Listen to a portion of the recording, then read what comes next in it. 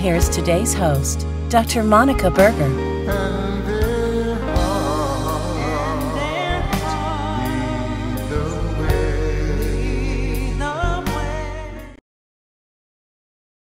Hello and good morning. Happy spring to everybody out there. Welcome to another Look to the Children's ChiroSecure show. I'm your host, Dr. Monica Berger, and I'm unbelievably excited with my guest today, Dr. Lindsay Matthews. Hello. Hi, I'm really happy to be here and see your face again. No, it's been too long. Yeah. And I've been so excited. I know your schedule is incredibly outrageously busy, but thank you for hanging out with us. When they asked me to do this show, I was beside myself excited, and they said, think of some people you'd like to have on, and you were like, boom, right there on my list. I appreciate that. So, I mean, you're definitely somebody that I think is a trailblazer, and you ignited my fire way back whenever I took your seminar. So yeah, I appreciate that. Oh, hey, I am so excited and to share your message to the world. So let's jump in. So how was Birth Fit? You're the mother. I call you the mother of birth. And you have an incredible program, Birth Fit. Mm-hmm. And tell us how Birth Fit was born.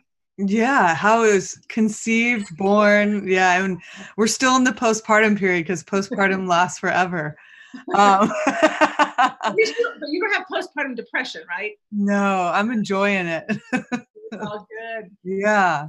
But so I'm a chiropractor. I graduated in 2009. And around the same time, I started being a birth doula.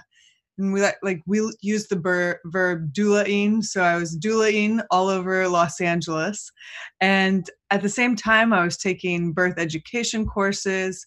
I was diving into some of the ICPA seminars, which is where I came across you. And then also at the same time, my significant other and I were opening a gym. So all things were like happening. And I was wearing many different hats, like the chiropractor hat, the strength and conditioning coach hat, the, rehab specialist, the birth doula, the birth educator, the sacred pregnancy, hypnobirthing, all of that. And I really tried to keep things separate.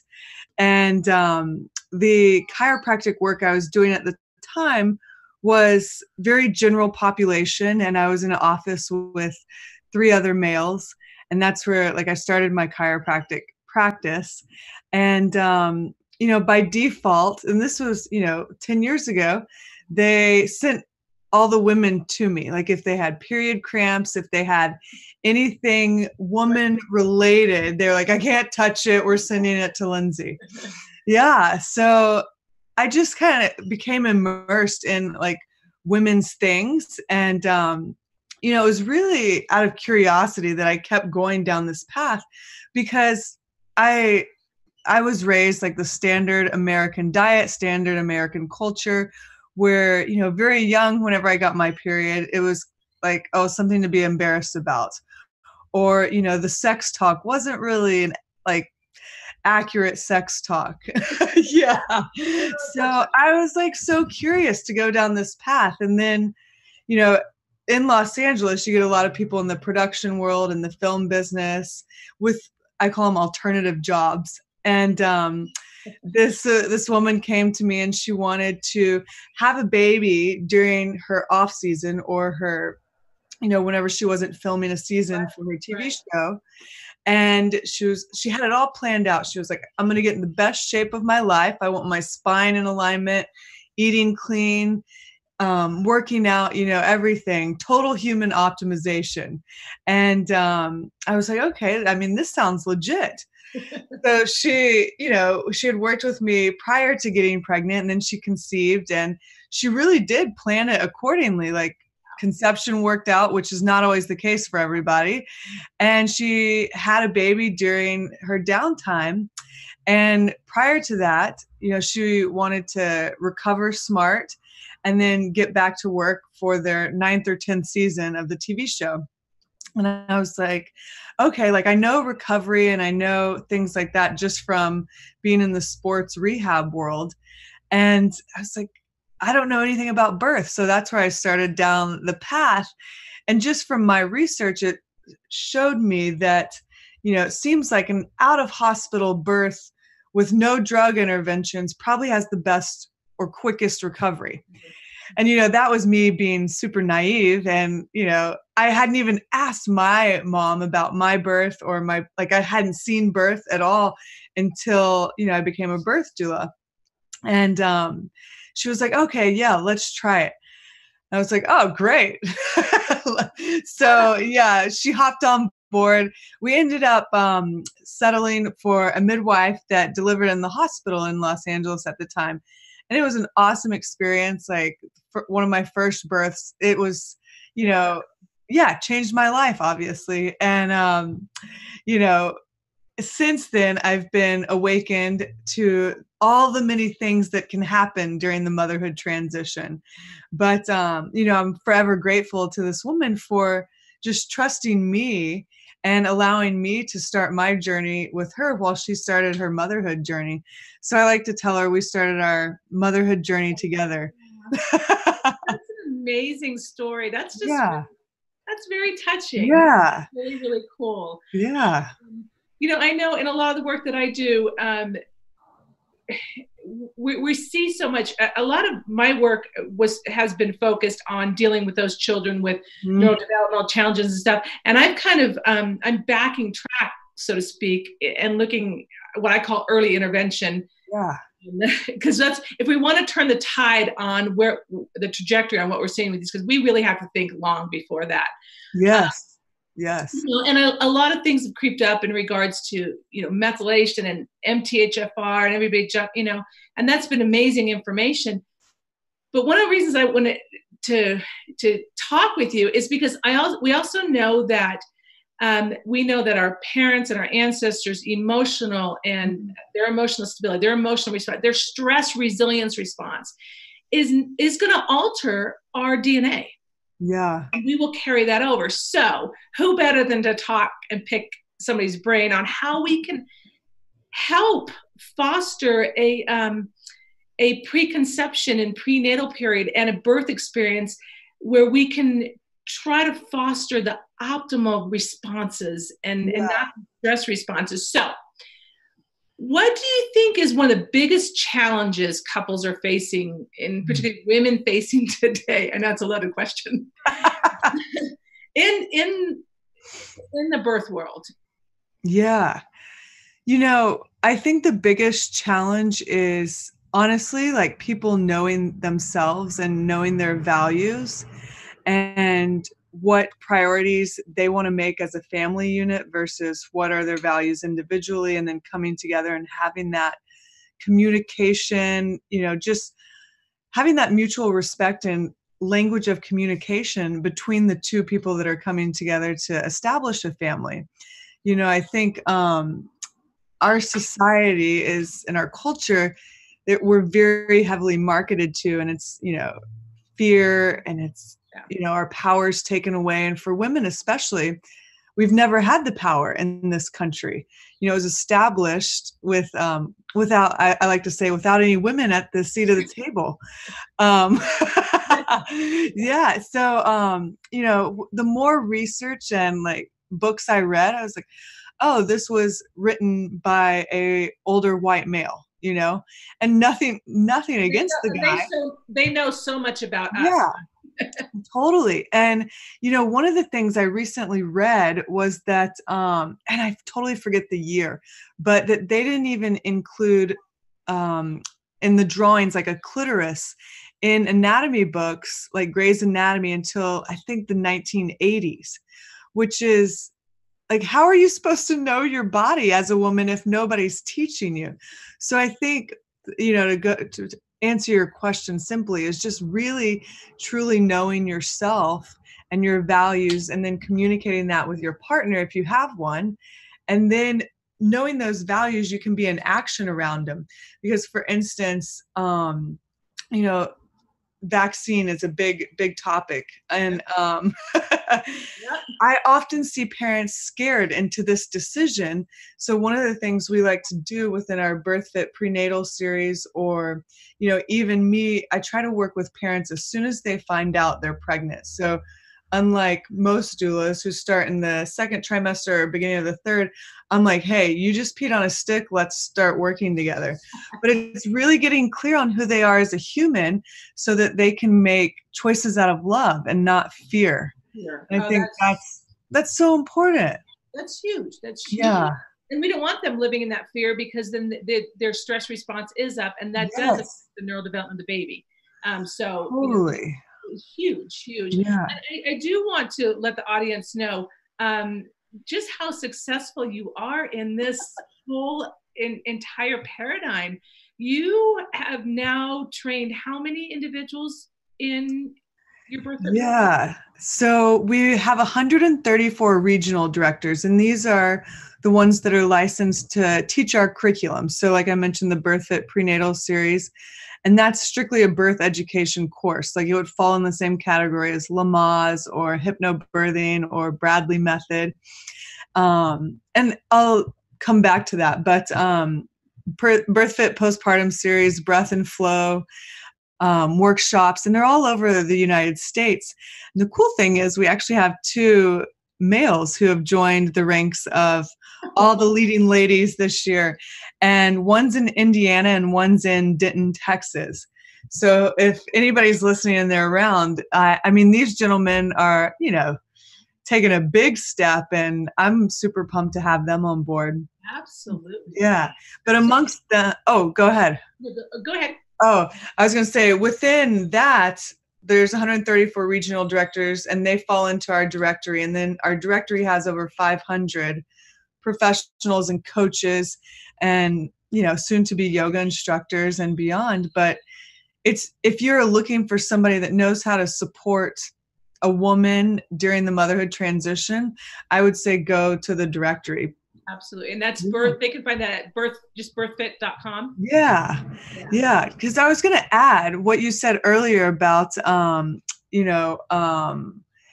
taking a step back and, looking at the preventative care.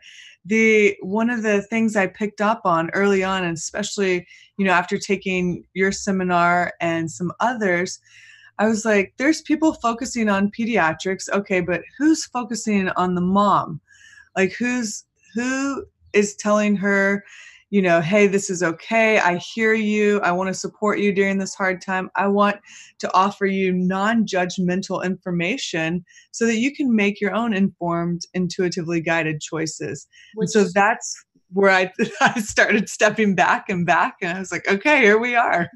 Yeah. And that's kind of, I'm working on a program called Developing Minds. And that's what's happened. It's kind of just taking the step further back to change that trajectory. But what you do is absolutely amazing. Oh, thank you. Are you still, and I just want to put out there to the audience, yes, she's working with moms and dads to be anything, but she's working with that baby, and it's a huge, profound change in that trajectory of that development of that little one too. So it's profound. And are you still practicing? I know you just recently relocated from Southern California to Texas. Yes, I did. I live in Austin, Texas now. This is going on 4 months. So last year was my first year not to be in office practicing, but I would travel to my doula clients' houses with a table, and that's part of the gig with my doula package. I'm actually in the process of opening a space in Austin. So as soon as my license comes through and the space opens, then I'll be open again for office hours. Oh, that's good. So let us know when that happens so we can start making sure everybody knows about you. So as chiropractors then, what do you think are some pearls that we can best, other than adjusting, of course, that's hands down, that's a no-brainer. But other than adjusting, what are some pearls maybe that you can offer that we can best support our moms and dads in this preconception or prenatal journey? Yes, that's a big one. First, I would just piggyback on what you said. Like, the adjustment is huge. And, I don't think we do enough just to celebrate the power of the adjustment. And, really creating, if you're in an office, creating a sacred space around the adjustment and, allowing that to set in, allowing people to prepare for the adjustment, to really take it in afterwards. I was lucky in Los Angeles to have my friend, Dr. Jeremy Brook, adjust me weekly. And, I don't know if anybody's been to LA, but if you haven't, or you're going, go check out his office space. It's one of my favorites. But, I think women and their partners and whoever is on this journey with them, they really just need a safe space to filter their thoughts, to reflect, to write down, to sort through information. And all the time, if you think about it, they're obviously getting marketed to, but also with their families, and their families don't mean to. They probably impart, their pieces of advice. And they say, oh, did you get this baby stroller yet? Did you get this bumbo seat? Did you do this? Did you get your flu vaccine? That sort of thing. And, for one of the biggest things I learned as an NLP practitioner and in my yoga training was everybody's on their own journey. And it's not up to us to fix them. We're only facilitators. We're only this medium from which light shines through, and you can just give them love and a safe space. And I think that goes further than anything. But yeah, that's what I would say would be the biggest thing. If you want practical information, I would say get both parents in the office, so they know, what each other are going through. Both are going to go through their own obstacles. Mom is going to have her ups and downs, dad, partner, they're going to have their ups and downs, and each needs their own outlet, their own allies. But as long as they're both coming in for adjustments, for chiropractic care, those are kind of check-ins and reflection points along the journey. Oh, excellent points. Yeah. And I love that. I think that old saying, take no credit, take no blame. We are just the facilitators. But I think one of the biggest values biggest pearls you just shared was that be non-judgmental, but to give them ways to filter information, because they are so bombarded and bombarded with standardized information, which we know there's always another viewpoint that could maybe a better alternative for individuals. Yeah. And oftentimes people would come into my office and they would ask me a question, they just went to their OB-GYN or their midwife. And so I would flip it and I would say, well, what comes up for you about this? Ask them an open-ended question. The biggest thing I get was, would you do the eye ointment, or would you do the vaccines? And, I have a very strong opinion about these things, but that's not my decision. That's theirs. And so I would say, well, what have you researched? What comes up for you about this? And if you can do the BRAIN acronym, which is benefits, risks, alternatives, intuition, and then what if you do nothing at all? Brain dump that all out, then see what comes up. And then, if they came back, a third or fourth time and they're like, no, but really, what's your opinion? Then I would share my opinion. That's gold right there, you guys. Yeah. That is gold. That's awesome. So speaking of fathers and partners, is there anything that you see specifically that they might need a little more support on, that kind of a pattern that you see, that a little nugget that settles them down or reassures them or helps them? Yeah. So with mom and the growing belly, she's experiencing these gradual changes that are happening. I mean, they're rapidly changes, but happening over time. Whereas with the partner, they don't really get to experience that process and that change over time. And all of a sudden, baby's here. So I like to say the postpartum period, especially, the immediate postpartum where we want as much skin to skin for the immediate family, that's really where that bonding can come in for dad or partner. And so for us, we love to say, like, do nothing for 2 weeks minimum. Like, our country is, treats the postpartum period with such disrespect, but the 2 weeks minimum, lay inside, be naked together, and start to like smell each other, get reacquainted, establish a new like baseline together as an immediate family unit, because this is where dad partner get to know this little human, where mom, had benefits, had the bonus time with the baby. Yeah. That's beautiful. Yeah. I would also add that, I've actually spoken recently to 2 different gentlemen who asked me if paternal dad postpartum depression was a thing. I was like, it has to be. Like, it totally has to be. One in particular, and I will share this, like, if you're on your second or third pregnancy and birth, and maybe the first one was traumatic, oftentimes I get moms that are open to the healing and going to therapy so that they can have a blank canvas for the next pregnancy and birth. But oftentimes the partner or the dad doesn't go through their own healing and therapy for that traumatic birth. And it was so beautiful what this gentleman just told me about, all of his, fear of what was happening during that first birth came out during the second birth. And he was like, I should have gone to therapy, but we didn't even think about it. And I thought that was, such a awesome piece of wisdom that I can share with all the people. That is huge. Yeah. That's a very good share. You just got so many cool nuggets. That all the families share with me, so I can pass it on. Oh, that is just beautiful. And I wanted to ask you about some pearls as to create the best bonding experience as a family in general, but you covered a lot of that.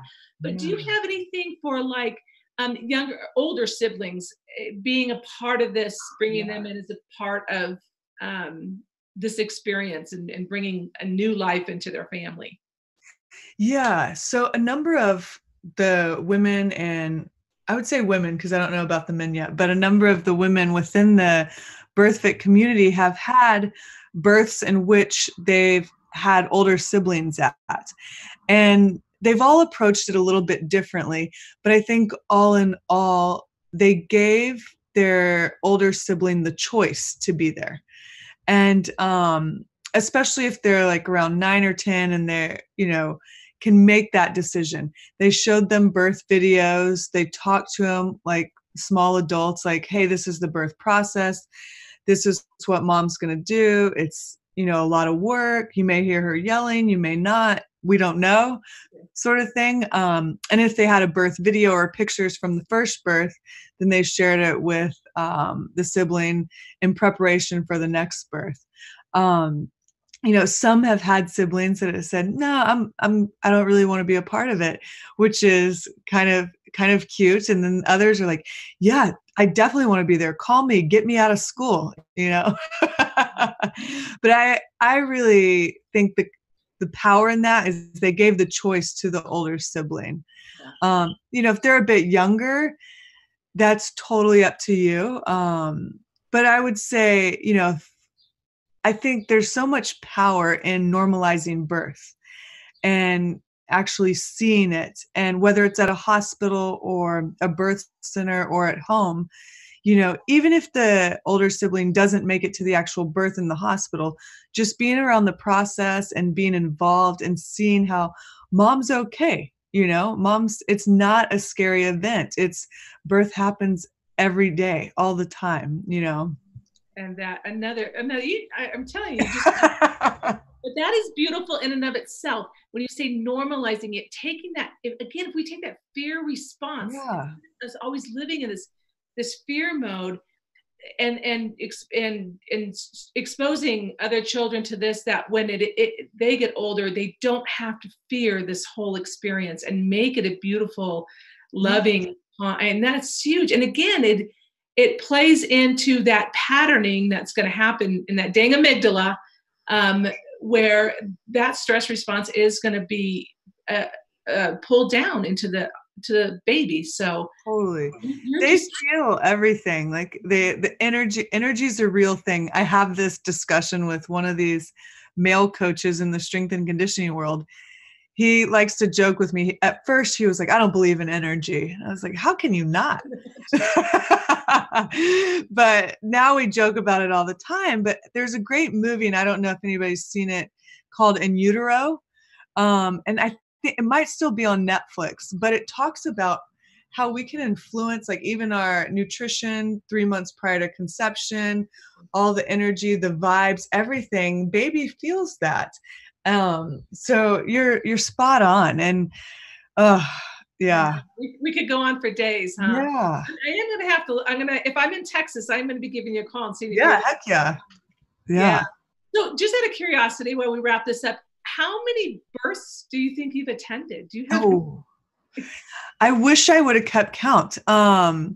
There's, I would say, close to 60, 50, 60.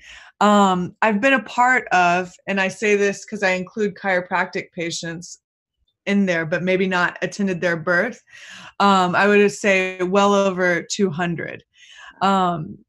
And at the last minute, I'll get called in to births. Those are kind of my favorite. I either really like working with the family from, immediately upon finding out they're pregnant through the whole, until 3 months postpartum, or at the last minute, maybe they were a chiropractic patient and they wanted me as their doula, and I was already booked or something. Some people would call me and say, hey, are you available? We're in labor right now.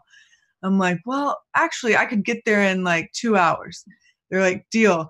And those are kind of fun because it's drop of the hat. You had no idea this was happening. You had no preparation. And then you get there and it's, a beautiful, magical experience. Exactly. Yeah. You're just amazing. And I thank you so much for taking your time. I know you've got a really tight schedule. And again, people can find you at birthfit.com. Totally. And we're all over Instagram, social media. So anything. And docs out there that are interested in taking your program, they can go there too and find out about you. Yeah. We have a professional seminar that, I like to say it unites all professions. There's small group work at the end. So there's a chiropractor in one group. There's a PT. There was a neonatologist, an OB-GYN. So I've never seen anything quite like that, where people are they drop their egos and they're actually okay, we're here for the mom. What's the case study, Yeah. So hopefully those catch on more and more, because I love going to a birth. I was just at one in Houston where it was me as the doula. The OB-GYN was a birth fit professional.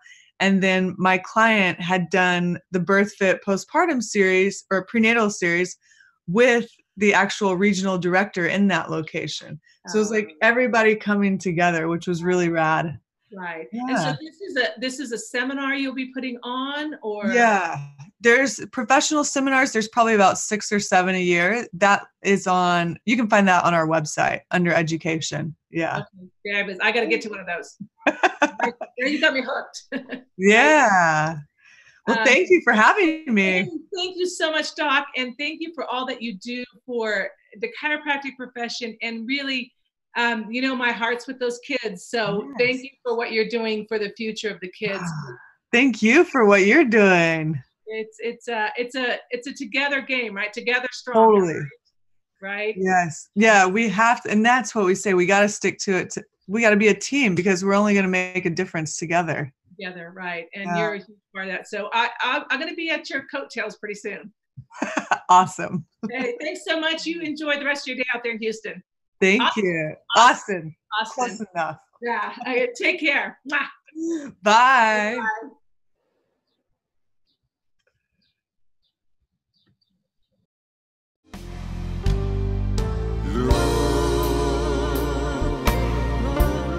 Today's pediatrics show Look to the Children was brought to you by Cairo Secure and the award-winning book series, I Am a Lovable Me.